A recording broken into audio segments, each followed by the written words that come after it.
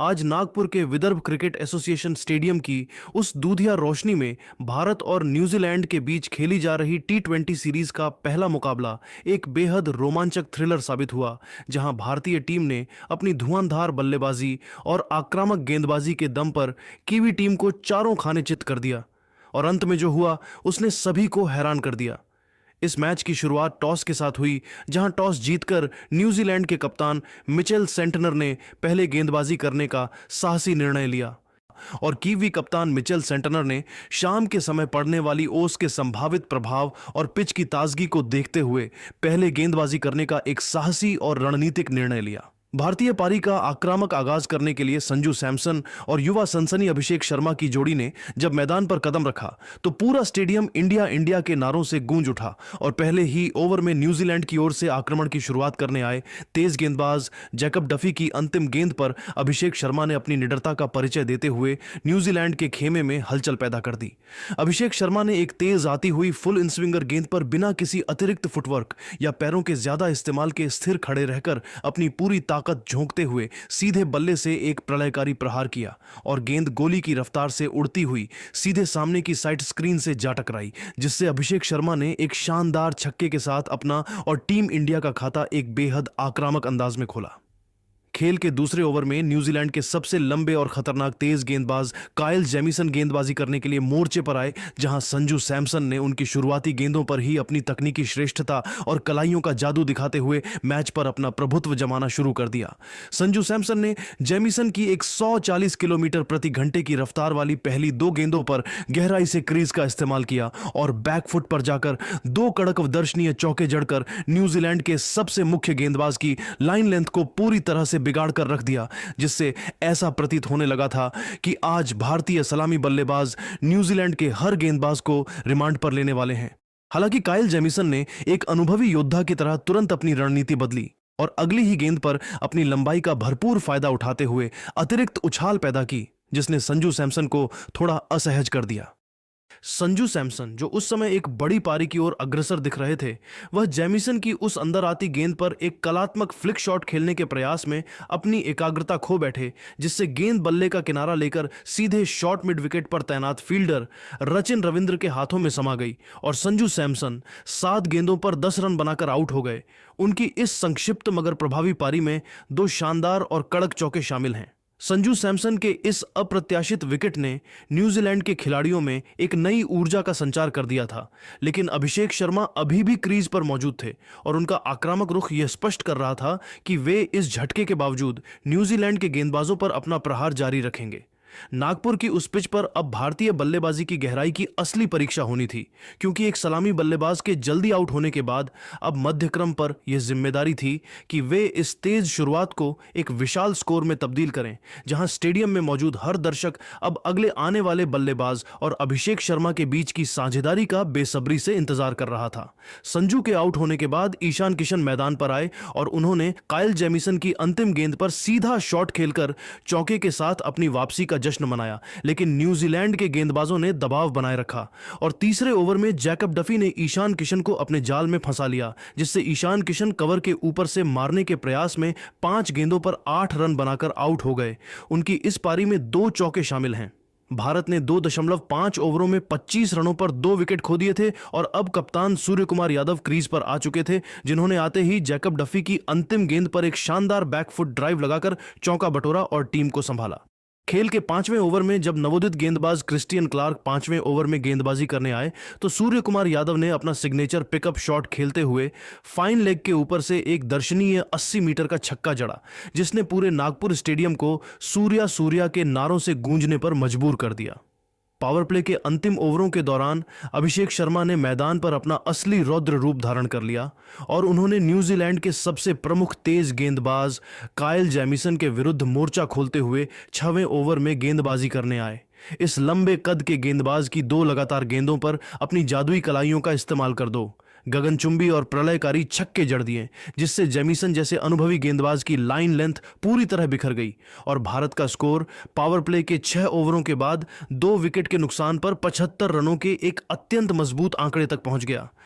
अभिषेक शर्मा आज नागपुर की पिच पर एक अलग ही दुनिया के बल्लेबाज नजर आ रहे थे और उनकी बल्लेबाजी में वह बेखौफ अंदाज साफ झलक रहा था जिसने कीवी गेंदबाजों के आत्मविश्वास को झकझोर कर रख दिया था। जहां उन्होंने 8वें ओवर में गेंदबाजी करने आए, कीवी कप्तान मिचेल सेंटनर के खिलाफ भी कोई रहम नहीं दिखाया और उनकी पहली ही फ्लाइटेड गेंद पर घुटने टेक कर स्क्वायर लेग बाउंड्री के ऊपर से एक शानदार छक्का जड़कर दर्शकों को पागल कर दिया। अभिषेक का यह विनाशकारी आक्रमण यहीं नहीं रुका और उन्होंने इसके तुरंत बाद part time spinner Glenn Phillips के खिलाफ अपनी तकनीकी श्रेष्ठता का प्रदर्शन करते हुए लगातार 3 कड़क चौके बटोरे और मात्र 22 गेंदों पर अपना 7वां T20 अंतरराष्ट्रीय अर्धशतक पूरा किया, जिसके बाद पूरा भारतीय डगआउट उनकी इस निडर बल्लेबाजी के सम्मान में खड़ा हो गया। मैच के 10वें ओवर में जब न्यूजीलैंड के सबसे अनुभवी लेग स्पिनर ईश सौढ़ी 10वें ओवर में गेंदबाजी करने के लिए मोर्चे पर आए तो कप्तान सूर्य कुमार यादव ने भी अपने हाथ खोलने शुरू कर दिए और उन्होंने सौढ़ी की गुगली गेंदों के खिलाफ स्वीप शॉट का ऐसा अद्भुत और कलात्मक प्रदर्शन किया कि गेंद बिजली की रफ्तार से बाउंड्री के बाहर चली गई, जहां सूर्या ने लगातार 2 चौके जड़कर भारत के रनों की गति को 7वें आसमान पर पहुंचा दिया। इन दोनों बल्लेबाजों के बीच तालमेल इतना सटीक था कि इसी के साथ भारतीय टीम ने 10 ओवरों की समाप्ति के बाद 2 विकेट के नुकसान पर 117 रनों का एक अत्यंत विशाल और विस्फोटक स्कोर खड़ा कर दिया, जिसने न्यूजीलैंड के खेमे में सन्नाटा पसरा दिया था। पारी के आधे पड़ाव यानी 10 ओवरों के खेल के बाद अभिषेक शर्मा 28 गेंदों पर 60 रन बनाकर नाबाद थे, जिसमें उन्होंने 4 शानदार चौके और 5 गगनचुंबी छक्के लगाए थे और उनके साथ कप्तान सूर्य कुमार यादव भी 20 गेंदों पर 31 रन बनाकर नाबाद क्रीज पर खूंटा गाड़कर खड़े थे, जहां इन दोनों के बीच अब तक मात्र 34 गेंदों पर 92 रनों की एक अटूट और प्रलयकारी साझेदारी हो चुकी थी, जिसने न्यूजीलैंड के मुख्य गेंदबाजों को पूरी तरह से असहाय बना दिया था। भारतीय बल्लेबाजी की इस प्रचंड गहराई और आक्रामक रुख ने न्यूजीलैंड के गेंदबाजों को पूरी तरह से बैकफुट पर धकेल दिया था और अब नागपुर की उस सुनहरी शाम में ऐसा लग रहा था कि टीम इंडिया एक ऐतिहासिक और पहाड़ जैसा स्कोर बनाने की ओर तेजी से अग्रसर है, जिसे छूना कीवी बल्लेबाजों के लिए नामुमकिन होगा।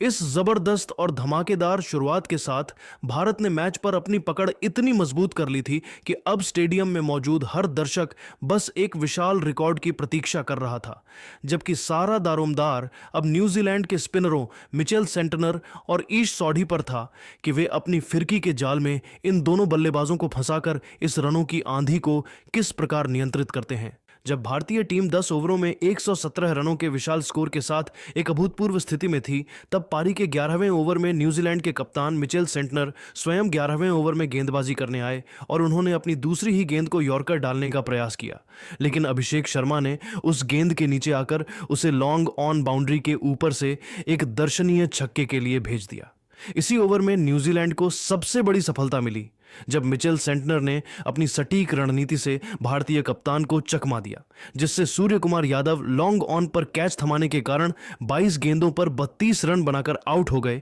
उनकी इस पारी में 4 चौके और 1 छक्का शामिल है। सूर्या के जाने के बाद हार्दिक पांड्या मैदान पर आए और उन्होंने आते ही मिचेल सेंटनर की अंतिम गेंद पर एक शक्तिशाली प्रहार करते हुए चौके के साथ अपना खाता खोला, जिसके बाद 12वें ओवर में अनुभवी लेग स्पिनर ईश सौढ़ी 12वें ओवर में दोबारा गेंदबाजी करने आए, जहां अभिषेक शर्मा ने उनका स्वागत लगातार 2 प्रलयकारी छक्कों और 1 चौके के साथ किया, जिससे पूरा नागपुर स्टेडियम झूम उठा। न्यूजीलैंड को एक और जीवनदान तब मिला जब ईश सौढ़ी ने अपनी चतुराई भरी फिरकी से इस आंधी को रोका, जिससे अभिषेक शर्मा बड़ा शॉट खेलने के प्रयास में लॉन्ग ऑन पर कैच थमाने के कारण 35 गेंदों पर 84 रन बनाकर आउट हो गए। उनकी इस ऐतिहासिक पारी में 5 चौके और 8 गगनचुंबी छक्के शामिल हैं। अभिषेक शर्मा के आउट होने के बाद विस्फोटक बल्लेबाज शिवम दुबे क्रीज पर आए और उन्होंने 14वें ओवर में गेंदबाजी करने आए काइल जेमिसन की पहली ही गेंद पर हार्दिक पांड्या के चौके के बाद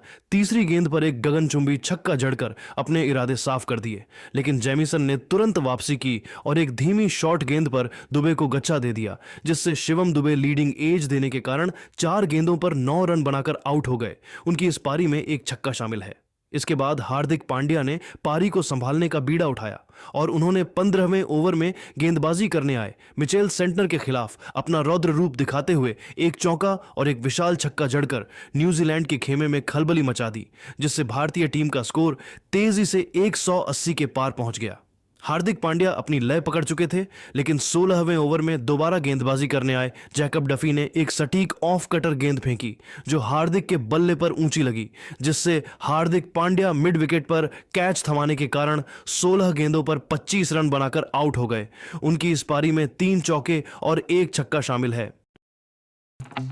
मार्केट दोपहर 3:30 बजे बंद होता है और ट्रेडिंग सिर्फ स्टॉक्स और इंडाइसेस तक थोड़ी ना लिमिटेड है।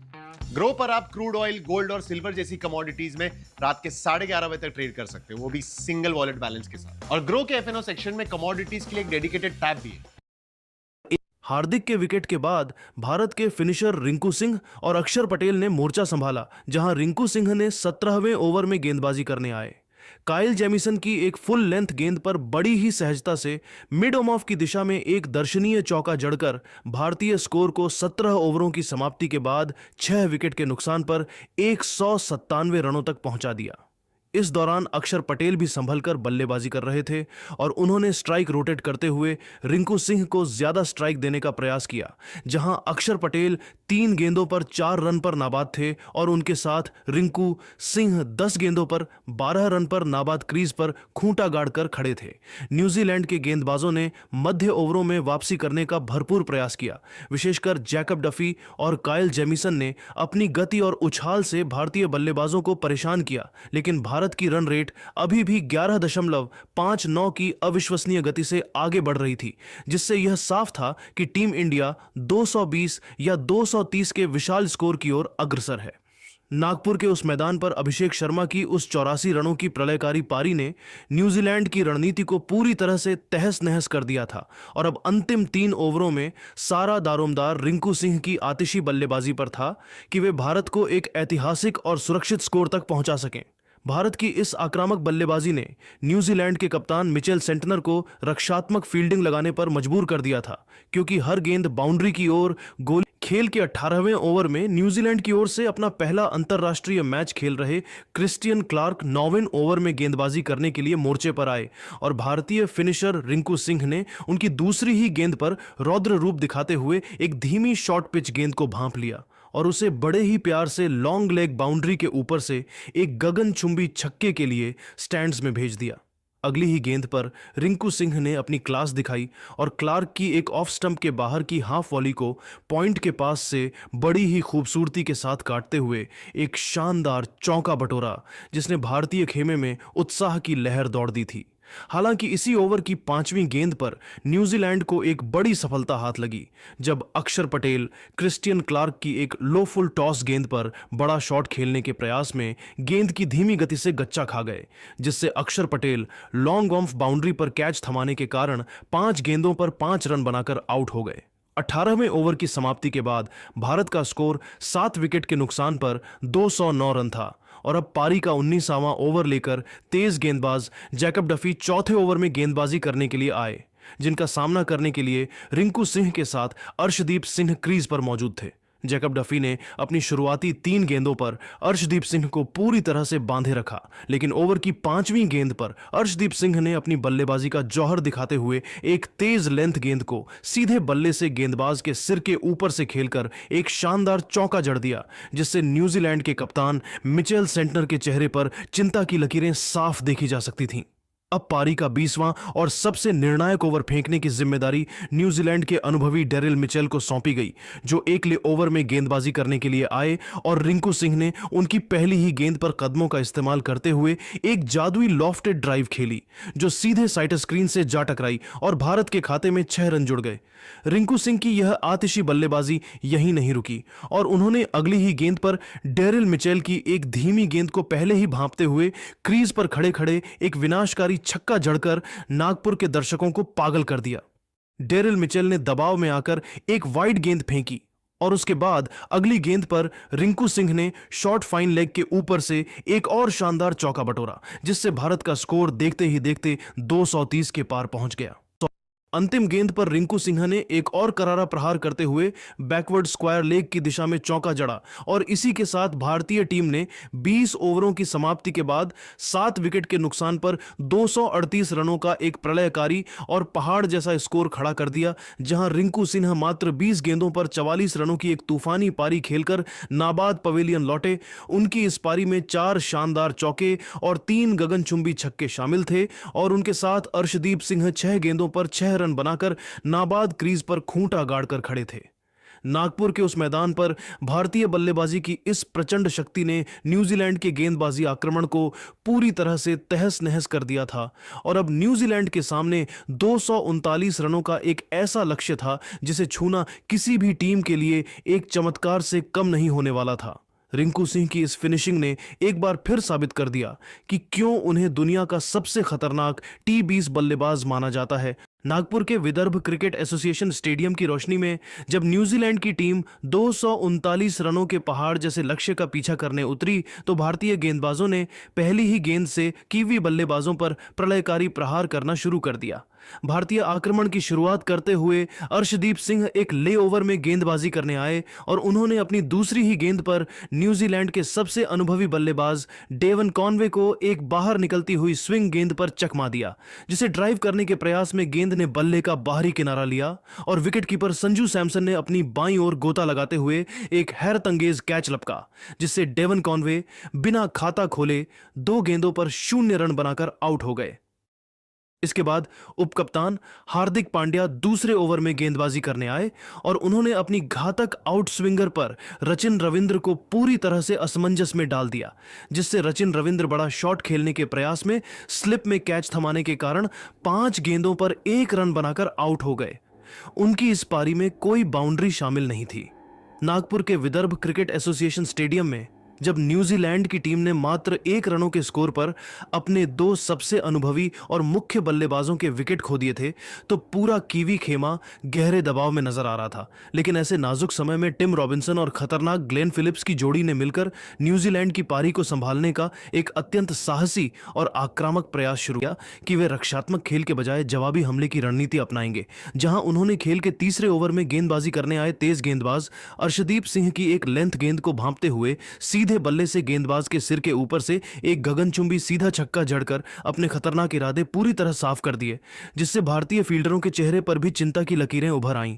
पारी के चौथे ओवर में जब भारतीय उपकप्तान हार्दिक पांड्या गेंदबाजी करने के लिए मोर्चे पर आए तो टिम रॉबिन्सन ने भी उनके खिलाफ मोर्चा खोल दिया और अपनी पावर हिटिंग का ऐसा मुजाहिरा पेश किया जिसने नागपुर के शोर मचाते दर्शकों को पूरी तरह खामोश कर दिया। टिम रॉबिन्सन ने हार्दिक पांड्या की गति का बखूबी इस्तेमाल करते हुए पहले एक शानदार और कलात्मक छक्का जड़ा और उसके तुरंत बाद 2 कड़क चौके बटोरकर न्यूजीलैंड के स्कोर बोर्ड को पावर प्ले के भीतर ही तेजी से आगे बढ़ाना शुरू कर दिया, जिससे न्यूजीलैंड की टीम इस विशाल लक्ष्य की दिशा में मजबूती से कदम बढ़ाने लगी। भारतीय कप्तान सूर्य कुमार यादव ने रनों की इस अनियंत्रित गति को रोकने और साझेदारी को तोड़ने के लिए अपने सबसे भरोसेमंद और जादुई स्पिनर वरुण चक्रवर्ती को आक्रमण पर लगाने का निर्णय लिया। वरुण चक्रवर्ती खेल के 7वें ओवर में पहली बार गेंदबाजी करने के लिए आए और उन्होंने अपनी रहस्यमयी फिरकी का ऐसा जाल बिछाया जिसमें युवा टिम रॉबिन्सन पूरी तरह से फंस गए। वरुण ने अपनी गेंद की गति में चतुराई से बदलाव किया जिसे टिम रॉबिन्सन पढ़ने में पूरी तरह नाकाम रहे और उन्होंने एक बार फिर से बड़ा हवाई शॉट खेलने का जोखिम भरा प्रयास किया, लेकिन गेंद बल्ले के अंदरूनी हिस्से पर लगकर सीधे मिड विकेट पर तैनात फील्डर शिवम दुबे के हाथों में एक आसान कैच के रूप में समा गई, जिससे टिम रॉबिन्सन बड़ा शॉट खेलने के प्रयास में 15 गेंदों पर 21 रन बनाकर आउट हो गए। उनकी इस जुझारू पारी में 2 शानदार चौके और एक गगनचुंबी छक्का शामिल है। टिम रॉबिन्सन के इस विकेट ने न्यूजीलैंड की उस तेजी से पनपती साझेदारी को तोड़ दिया जिसने भारतीय गेंदबाजों को मुश्किल में डाल रखा था और अब सारा दारोमदार ग्लेन फिलिप्स पर था कि वे किस प्रकार न्यूजीलैंड के मध्य क्रम को इस मुश्किल स्थिति से बाहर निकालकर जीत की ओर ले जाते हैं।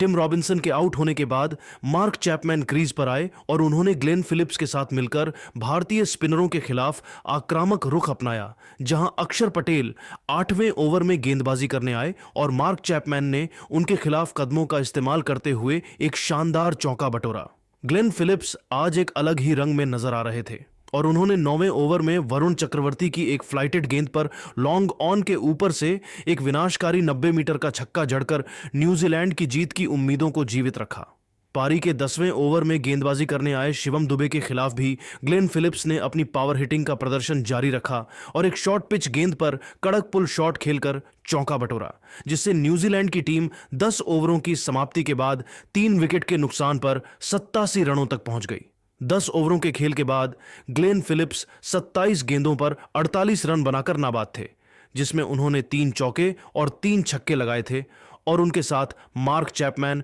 11 गेंदों पर 15 रन बनाकर नाबाद क्रीज पर डटे हुए थे। न्यूजीलैंड को अब अंतिम 60 गेंदों पर 152 रनों की एक अत्यंत कठिन और असंभव सी लगने वाली दरकार थी, जबकि भारतीय गेंदबाजों ने अपनी पकड़ मजबूत कर ली थी। नागपुर की उस पिच पर अब सारा दारोमदार ग्लेन फिलिप्स की आतिशी बल्लेबाजी पर था कि वे किस प्रकार भारतीय तेज गेंदबाजों में जीत दिला पाएंगे। भारत के पास अभी भी जसप्रीत बुमराह के महत्वपूर्ण ओवर बचे थे, जिन्होंने न्यूजीलैंड के बल्लेबाजों के मन में दहशत पैदा कर रखी थी और पूरा स्टेडियम अब एक रोमांचक अंत की प्रतीक्षा कर रहा था। न्यूजीलैंड की पारी के 11वें ओवर में दुनिया के सबसे घातक गेंदबाज जसप्रीत बुमराह 11वें ओवर में गेंदबाजी करने के लिए वापस आए, जहां पहली ही गेंद पर रिंकू सिंह ने मार्क चैपमैन का एक आसान कैच छोड़ दिया, लेकिन बुमराह ने अपनी सधी हुई गेंदबाजी जारी रखी और इसी ओवर की चौथी गेंद पर ग्लेन फिलिप्स ने एक धीमी ऑफ कटर गेंद को थर्ड मैन की दिशा में खेलकर मात्र 26 गेंदों पर अपना एक जुझारू अर्धशतक पूरा किया। खेल के 12वें ओवर में मध्यम गति के गेंदबाज शिवम दुबे 12वें ओवर में गेंदबाजी करने आए, जहां कीवी बल्लेबाजों ने उन पर प्रलयकारी प्रहार किया और ग्लेन फिलिप्स ने एक 105 मीटर लंबा गगनचुंबी छक्का जड़कर गेंद को स्टेडियम की दूसरी मंजिल पर पहुंचा दिया, जिससे दर्शकों के साथ साथ खुद फिलिप्स भी आश्चर्यचकित रह गए। और इसी ओवर की 5वीं गेंद पर मार्क चैपमैन ने भी एक फ्लैट छक्का जड़कर ओवर से कुल 18 रन बटोर लिए। भारतीय कप्तान सूर्य कुमार यादव ने रनों की इस गति को रोकने के लिए 13वें ओवर में अपने सबसे भरोसेमंद स्पिनर अक्षर पटेल को 13वें ओवर में गेंदबाजी करने के लिए बुलाया, जिनके खिलाफ ग्लेन फिलिप्स ने पहली ही गेंद पर एक शानदार चौका और दूसरी गेंद पर एक्स्ट्रा कवर के ऊपर से एक दर्शनीय छक्का जड़ा, जिससे न्यूजीलैंड की उम्मीदें पुनर्जीवित हो गईं। हालांकि अक्षर पटेल ने इसी ओवर की तीसरी गेंद पर अपनी चतुराई का परिचय दिया और एक सटीक लेंथ गेंद फेंकी, जिस पर बड़ा शॉट खेलने के प्रयास में ग्लेन फिलिप्स लॉन्ग ऑन पर कैच थमाने के कारण 40 गेंदों पर 78 रन बनाकर आउट हो गए। उनकी इस प्रलयकारी पारी में 4 चौके और 6 गगनचुंबी छक्के शामिल थे। फिलिप्स के आउट होने के बाद डेरिल मिचेल मैदान पर आए, जबकि दूसरे छोर पर मार्क चैपमैन ने अपना आक्रमण जारी रखा और 14वें ओवर में दोबारा गेंदबाजी करने आए वरुण चक्रवर्ती के खिलाफ एक विशाल छक्का जड़ा, लेकिन वरुण ने अपनी फिरकी का जादू दिखाया, जिससे मार्क चैपमैन ऊंचा शॉट खेलने के चक्कर में 24 गेंदों पर 39 रन बनाकर आउट हो गए। उनकी इस पारी में 4 चौके और 2 छक्के शामिल हैं। 15वें ओवर में अक्षर पटेल दोबारा गेंदबाजी करने आए, जहां डेरिल मिचेल ने एक प्रलयकारी स्ट्रेट ड्राइव लगाया जो सीधे गेंदबाज के हाथ पर जाकर लगा और अक्षर पटेल चोटिल होकर मैदान से बाहर जाने पर मजबूर हो गए, जिससे सारा दारोमदार अब न्यूजीलैंड के कप्तान मिचेल सेंटनर पर आ गया। खेल के 17वें ओवर में भारत के सबसे भरोसेमंद डेथ ओवर गेंदबाज अर्शदीप सिंह 17वें ओवर में गेंदबाजी करने के लिए मोर्चे पर आए, जहां डेरिल मिचेल ने अपनी शारीरिक शक्ति का प्रदर्शन करते हुए पहली ही गेंद पर विकेटकीपर के ऊपर से एक भाग्यशाली चौका बटोरा और ओवर की अंतिम गेंद पर एक शानदार कड़क वाइड यॉर्कर को स्लाइस करते हुए शॉर्ट थर्ड मैन के ऊपर से चौका जड़ दिया। 17 ओवरों की समाप्ति के बाद न्यूजीलैंड की टीम 5 विकेट के नुकसान पर 166 रनों तक पहुंच चुकी थी, जहां डेरिल मिचेल 12 गेंदों पर 20 रन बनाकर नाबाद थे और उनके साथ कप्तान मिचेल सेंटनर 4 गेंदों पर 5 रन बनाकर नाबाद क्रीज पर डटे हुए थे। नागपुर के उस मैदान पर न्यूजीलैंड को अब अंतिम 18 गेंदों पर जीत के लिए 73 रनों की एक नामुमकिन सी दरकार थी, जहां भारतीय गेंदबाजों ने अपनी पकड़ मजबूत कर ली थी और पूरा स्टेडियम अब भारत की जीत के नारों से गूंज रहा था। अक्षर पटेल का चोटिल होना भारत के लिए एक चिंता का विषय था, लेकिन भारतीय तेज गेंदबाजों ने जिस तरह से दबाव बनाए रखा, उसने न्यूजीलैंड के बल्लेबाजों को बड़े शॉट खेलने के लिए जोखिम लेने पर मजबूर कर दिया, जिससे विकेट गिरने का सिलसिला जारी रहा।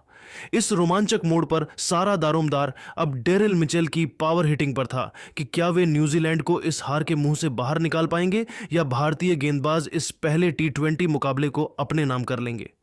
18वें ओवर में गेंदबाजी करने आए जसप्रीत बुमराह के खिलाफ मिचेल सेंटनर और डेरिल मिचेल ने 3 शानदार चौके जड़कर ओवर से 15 रन बटोरे, जबकि 19वें ओवर में गेंदबाजी करने आए अर्शदीप सिंह ने सटीक यॉर्कर गेंदों से रनों पर अंकुश लगाकर न्यूजीलैंड की जीत की उम्मीदें खत्म कर दी। पारी का 20वां और अंतिम ओवर फेंकने आए मध्यम गति के गेंदबाज शिवम दुबे ने अपनी तीसरी गेंद पर खतरनाक डेरिल मिचेल को छकाया, जिससे डेरिल मिचेल लॉन्ग ऑफ पर कैच थमाने के कारण 18 गेंदों पर 28 रन बनाकर आउट हो गए। उनकी इस पारी में 4 चौके शामिल हैं।